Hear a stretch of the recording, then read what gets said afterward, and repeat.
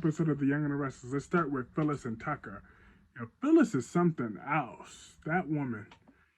Um, so she kept digging at Tucker about his connection with Aunt Mamie, but they're not.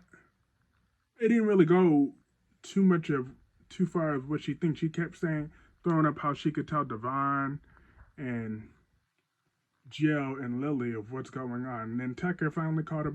He said, "And we all know you don't care about nobody but yourself, anyways. You don't care about those people. So what exactly do you want, anyways?" Then she talked about, "Well, just leave me alone."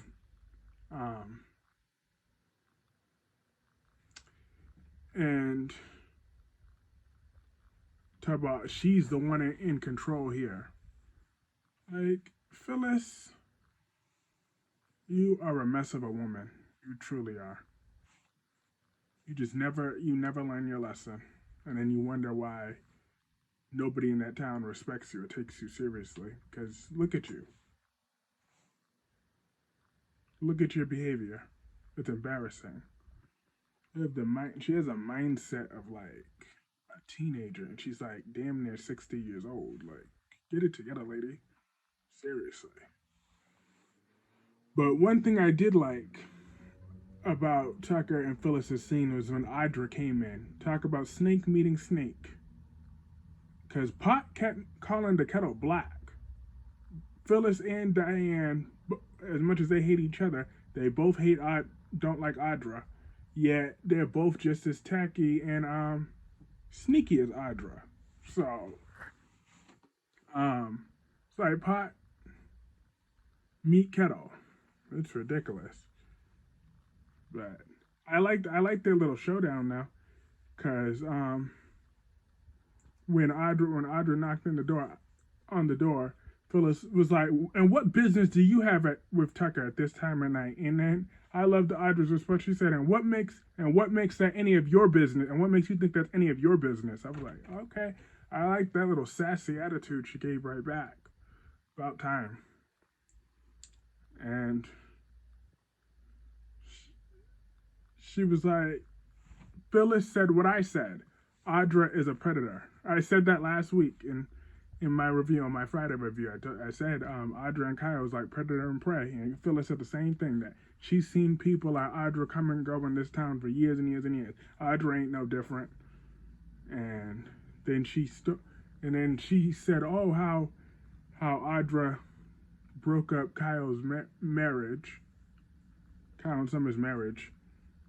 Audra was like, first of all, he was already way over Summer by the time he hooked up with me. So that's because of her lies and your bullshit. So you ain't coming so don't come for me. And then Phyllis just kind of stormed off. I'm like, okay, let the games begin. But as soon as Phyllis left, Audra was like, "Yo, Tucker, why are you getting involved with Phyllis? She's a threat to me. I ain't trying to have that smoke with her. Shoot, she could take me down." And then Tucker's like, "Oh, please, I'm not worried about Phyllis, and don't tell me who I could associate with." And Audra's more than sure that she can manipulate Kyle, but Tucker thinks that she's falling for Kyle. I agree with Audra. I doubt it, because Audra don't love anybody but herself. So she ain't falling for no Kyle. She don't have a heart. And but Audra turned that around on Tucker and said how he's the one that probably still has deep feelings for Ashley, and he denied it. And Audra is jealous of Claire, as we already knew. Talk about, oh, well, she seems she's smart, she's confident, but she seems she knows her place. She's so creepy. And talk about, oh, and then Audra had the nerve to talk about Claire's a climber. Like, and Tucker said it directly to Audra, says, "And so are you." Talk about, "Oh, but at least I'm transparent." I'm like, please.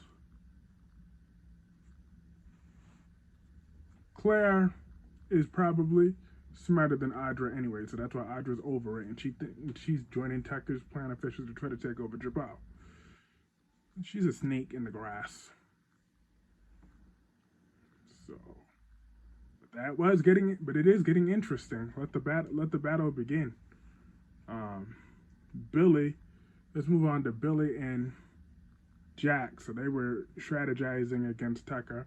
Like I said, they're ready to just spill the beans on Tucker and let the war begin. But Kyle came in with them, and then once he saw that Billy and Jack are a united front again, he kind of stormed off in a little attitude. But Jack is right to not demo Billy because Billy's finally smart. He finally has himself together, and he's right for the business. While Kyle's acting like a spoiled little brat. And it's about time Jack realizes that Kyle's a spoiled brat. He said he just gave him that promotion too quickly. Kyle never paid his dues, and he's sick of Kyle's attitude. So that's why he gonna make sure that Kyle do not get no type of promotion. He needs to work for it for once in his miserable life.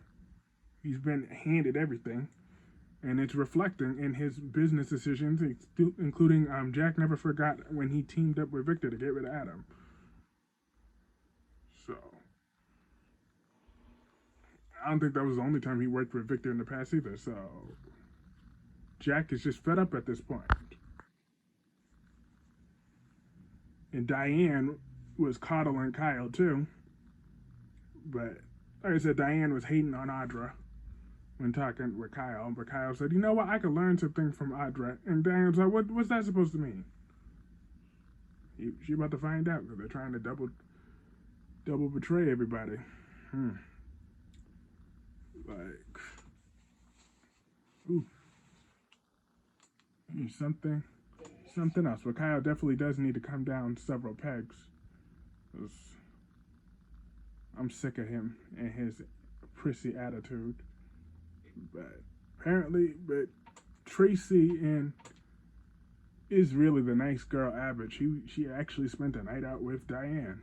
I'm like, okay. I thought when they said night out, I didn't know they were together. I thought they were both just out of the house. But nope, they spent time together. They came in laughing and all that. I'm like, okay. I don't trust Diane for nothing.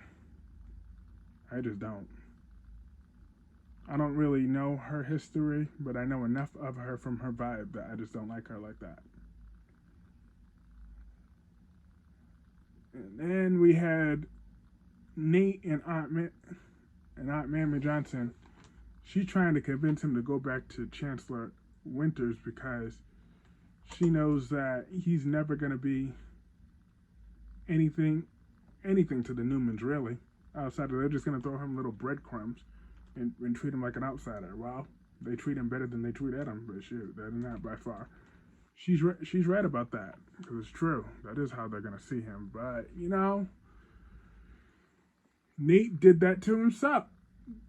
I don't see no point in him going back to Chancellor Winters, because it's just going to be some boring drama. It's not like he has any real power over there anyway. So just let him stay where he's at. Let him fall. Wait until the Newmans... Like, Nate, in order for Nate to go back to there, he needs to truly be humbled for once.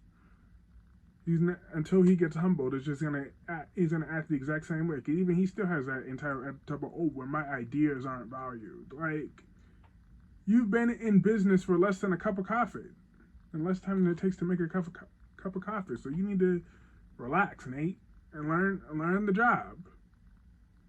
He thinks he knows everything. Like, he's hard-headed. So Devon and Lily had a point, but Aunt Mamie's trying to get Jill out of there somehow. She thinks that Jill is going to lose interest in the company when she finds another man or something. I'm like, I doubt that, but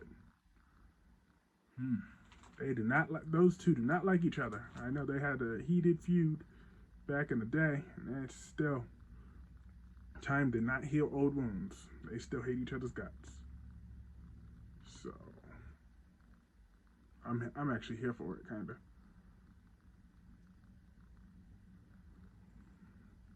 And Aunt Mamie and Tucker had the final scene of the episode.